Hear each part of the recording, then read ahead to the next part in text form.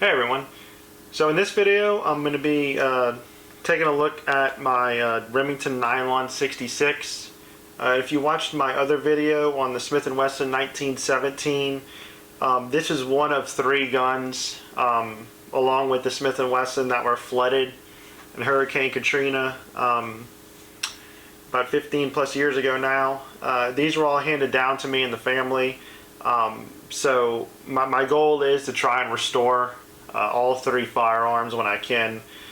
So the first video was on the Smith & Wesson 1917. This one's going to be on the Nylon 66. And then my last video I'll do will be on a L.C. Smith double barrel 12 gauge shotgun.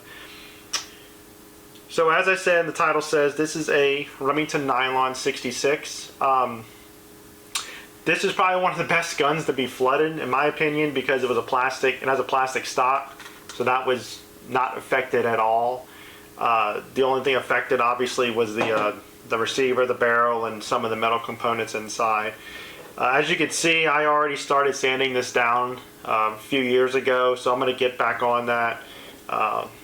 Just like the Smith & Wesson, I'm going to sand this down and hopefully put on a slow rust bluing on here, and it'll be my first or second attempt at doing it, depending on if I do this first or the Smith & Wesson 1917. So overall, it's really not in that bad a condition. About 6 months ago, I bought it out, and it shoots fine. The barrel's got a good amount of pitting in it from the flooding, I'd imagine, but it still shoots pretty accurate. The rear sight, as many of y'all probably have already seen, this rear sight's gone. It got completely corroded away.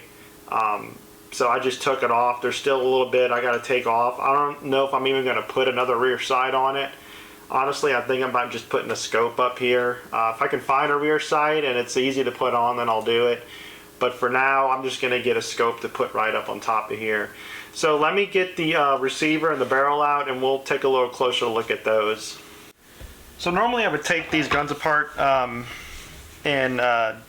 off screen here, but this one's super simple, so we're going to go ahead and just do it real quick. Just check to make sure it's empty here. So the receiver's just held on by these two screws right here, so we'll just pop those off real quick. Now these screws are surplus ones I bought. About 10 years ago, I did lose the original screws that went in the receiver, but they weren't in the best condition anyway from the flooding in Katrina, so I went ahead and just got two more. So yeah, we just pop off these two screws. This just pops right out, and then the receiver just pops right off from there. So put that aside right there. So this is the receiver right here. As you can see, I've done a good amount of sanding on it. There still is a decent amount of pitting on here. Let me see if I can zoom in for y'all to see here. See if I can. Y'all could probably see there's still a decent amount of pitting going on here. But it actually, surprisingly, it was a lot worse originally. When I first started this, obviously there was very little bluing left, but I'm going to get back on this and start sanding it down. I think I can get almost all the pitting away. Now the front sight will be an issue because that got corroded away. I need to pop this out. I think there's a rivet holding this in here that I'm going to have to get out, and I plan on just putting a scope on top of this. So overall, the receiver's not too bad. So I'm going to, like I said, I'm going to get starting on sanding that down and getting it ready for some bluing. So let me go ahead and get the barrel out here. We'll start by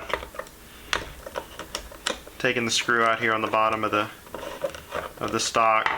Like, this gun's pretty easy to disassemble. Reassembling from taking everything out to putting back together isn't super easy. I used a YouTube video to help me, to be honest with you, but now that I've done it a couple times, I don't think I would need it anymore. But so let's go ahead and pop the barrel out here. So here's the barrel. As you can see, I've already started sanding down some of the areas already. Like I said earlier, the barrel's not too bad. It's pretty pitted inside, but it still shoots, and it shoots pretty accurately, surprisingly. And that was without the rear sight too. I was just kind of free aiming, but I was still hitting in a good vicinity. Hopefully when I get a scope on it, it'll be a little more accurate. But same as before, I plan on sanding this completely down, getting it nice and smooth, getting a lot of pitting out. I'll cover up all the markings on it, and I'll take this front side off too, and then I'll kind of blue it from there. So I'm gonna get started on that. Be on the lookout for part 2 of this, which will be the receiver and the barrel sanded down and ready for bluing. So that'll be my second video. I'm not going to do too much to the inner part. Not sure if y'all can see in there that the metal isn't really that bad in here. So I'm not really going to bother with it. It cycles fine. The spring in the inner magazine, I think it might be just a little weak. I'm not sure. I might see if I can get another one. I'm not sure if the spring got kind of damaged in the flood. I was having a couple cycle issues with it where it was spitting out the spent shell, but it wasn't chambering the next round. So I don't know if that's a magazine issue or not, but I might go ahead and just replace it anyway. So overall though, like I said, I think the saving grace for this gun in the flood was that it had a plastic stock, so it had 0 issues with flooding. The inside, the only thing I had to replace was a little tiny spring in there. It was so corroded when I tried to put it back on, it just snapped right on me, so I had to get another one of those. I forget what the exact part is.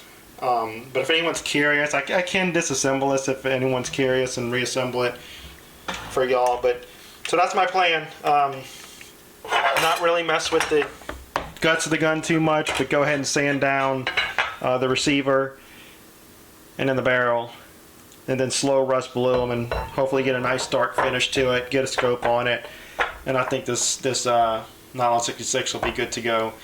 So if you like seeing this, go ahead and subscribe, and I'll try and get a part 2 out of the sand down parts here soon. But yeah, if you have any questions, just go ahead and leave them in the comments, and I'll see you in the next video. Thanks.